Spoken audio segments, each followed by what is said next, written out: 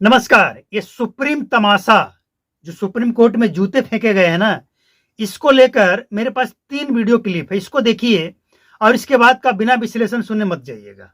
मैं खुल के इस बात को चैलेंज कर रहा हूं कि हमने चूड़ियां नहीं पहनी, हमने जो है खालूदानी नहीं छोड़ी, हमने हथियार चलाना नहीं छोड़े। और अगर किसी कोई इस मुखाफलत में है कि भारत के सीजीआई पे हमला कर देगा तो जो कि जुल्म सहाता नहीं सहेंगे, सर भी बहुत है, धड़ भी बहुत है, करते चलेंगे, मरते चलेंगे, लड़ते चलेंगे, पर बढ़ते चलेंगे। अगर संविधान का राज ना होता तो आज ही नेपाल जैसी हालत कर देते कुत्तों की। दूसरी बात, आज ये हमें डराना चाहते हैं, ये डराना चाहते हैं। आप ये बात मानिए कि अगर वहां पर कोई मुसलमान होता तो आज क्या होता? अगर आज वहां मुसलमान होता तो बाद में मॉब लिंचिंग हो जाती मुस्लिमों की। और अगर वो कोई शेड्यूल कास्ट होता तो ये उसे आतंकवादी, उग्रवादी या माओवादी या नक्सलवादी बना के उसे जेल में डाल देते। परंतु यही बात आज जब चीफ जस्टिस के खिलाफ हुई है, क्या चीफ जस्टिस सिर्फ शेड्यूल कास्ट के? जब चीफ जस्टिस ने उनके फेवर के समर्थन दिए, जब चीफ जस्टिस ने सब क्लासिफिकेशन रिजर्वेशन किया, जब चीफ जस्टिस ने एक्शन खत्म किया, तब तो चीफ जस्टिस ने बहुत अच्छे लग रहे थे। और आज ये जो हमला है, इस हमले में जो व्यक्ति आज सीजीआई के साथ नहीं है, वो संविधान के साथ नहीं है, वो पार्लियामेंट के साथ नहीं है। क्या उसका नाम राकेश किशोर है? क्या तुम्हारा बाप लगता वो? तुम्हारा ससुरा लगता वो कि तुम उस पर केस नहीं बुक करते? और कोई पोस्टर उठाता है तो 1300 लोगों पे केस बुक हो जाता है, 40 गिरफ्तार हो जाते हैं। आगे तुम मॉरिशस जैसे देश, दूसरे देश में बोल रहे हो जाके कि देश बुलडोजर से नहीं चलेगा। अरे मैं क्वेश्चन है मेरा सीजेआई से भी और जितने मेरा विरोध कर रहे हैं कि मुझे बताइए कि जिन लोग, मैं बरेली का पैदा हुआ हूं, बरेली कॉलेज से मैंने बीएससी किया है, मैं बरेली में बड़ा पला हूं, मेरा मकान है बरेली में, मेरे पेरेंट्स रहते थे। मुझे ये बता दो कि जिन लोगों के खिलाफ बुलडोजर चला रहे हैं, उन्होंने सरकार की संपत्तियों पे कब्जे कर रखे हैं, बड़े बड़े महल बना रखे हैं, होटल बना रखे हैं, मैरिज के लॉन बना रखे हैं, उन्होंने, उनके खिलाफ क्या योगी जी जो बुलडोजर चला रहे हैं वो कार्रवाई गलत है? उन्होंने अवैध जमीनों पर कब्जा कर रखा और तुम रोक लगाते जा रहे हो हाई कोर्ट, सुप्रीम कोर्ट वाले। तुम ये नहीं सोच रहे हो कि तुमने हल्द्वानी में जो जमीन रेलवे की, मैं हल्द्वानी भी जा चुका हूं, मैंने वो झुग्गी झोपड़ियां भी देखी हैं। आपने हल्द्वानी के रेलवे लाइन के दोनों तरफ ये पड़े हुए हैं, उस पर 3 साल से रोक लगा कि यही सुप्रीम कोर्ट बैठा हुआ है। बोलिए क्या उनके लिए, जब एक अवैध संपत्ति है तो उस पर काहे की जरूरत है, क्या जरूरत है? आप बाद में वो केस लेके आते हैं, आप उस केस को डिसाइड कीजिए कि भाई ये जमीन इनकी थी, वापस कर दीजिएगा उन्हें। मगर ये तो नहीं कि पहले से ब्लैंकेट बैन कर दिया कि साहब इस पर बुलडोजर नहीं चलेगा। इन सब चीजों से मैं आहत हूं और रहूंगा। सुना आपने, असुद्दीन ओवैसी को सुना, एक और सुप्रीम कोर्ट के वकील है उनको सुना, और इसके बाद वो राजेश किशोर को भी सुना जिन्होंने जूता फेंका। वो दलित हैं, उनके बारे में आज कोई पूछने वाला नहीं कि ये भी दलित हैं। सवाल ये है कि आज ये जो दलित दलित चिल्ला रहे हैं, किसके शासनकाल में ये दलित जज बना है? और इन लोगों को पश्चिम बंगाल नहीं दिख रहा है। पश्चिम बंगाल में क्या हुआ है? और चलिए पश्चिम बंगाल को छोड़िए, हम BR गवई के ऊपर ही बात करेंगे।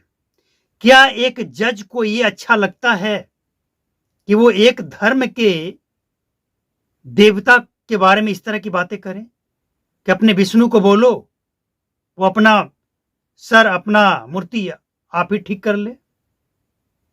अगर वो सक्षम है तो जरा यही बात वो किसी और धर्म के लिए बोलकर दिखा दे। दलित है ना, बहुत प्रेम आ रहा है ना लोगों को, यही बात किसी और धर्म के लिए बोलकर दिखा दें। और ऐसा बोलना ही क्यों है भाई?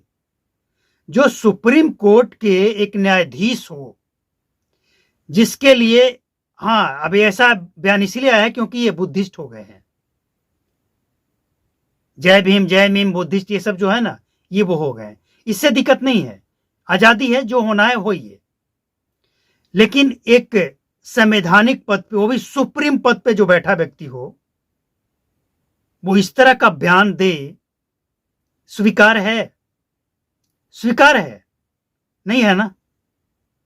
तो मेरा चैलेंज है ओवैसी को, चैलेंज, और ये मेरा नहीं, उन तमाम लोगों का चैलेंज है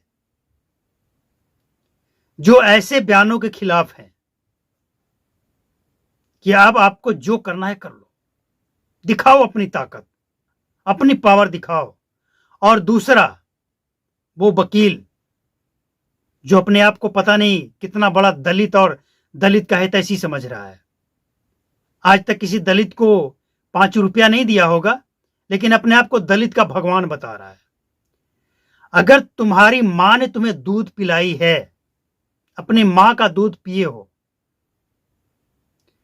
और दम है, गुर्दे में दम है, तो नेपाल वाला हालत भारत में करके दिखा दो। अगर दम है तो पिछवाड़े लाल नहीं हो गए ना, समझ लेना। धमकी नेपाल जैसा भारत में करेंगे। तुम्हारी मां ने दूध पिलाई है तो एक बार करके देखो, पता लग जाएगा किसकी सरकार है। और ये जो बोल रहे हो ना मीडिया में चपड़ चपड़, ये सरकार की ही देन है, बोलने की आजादी छूट। वरना तुम्हारे जैसे दोगले सलाखों के पीछे होना चाहिए। एक तरफ दलित दिख रहा है और बंगाल में दलित नहीं दिख रहा है। राष्ट्रपति की बेइज्जती होती है, वहां दलित नहीं दिखता है। गजब का दोगलापन है भाई। इतना दोगलापन कहां से लाते हो?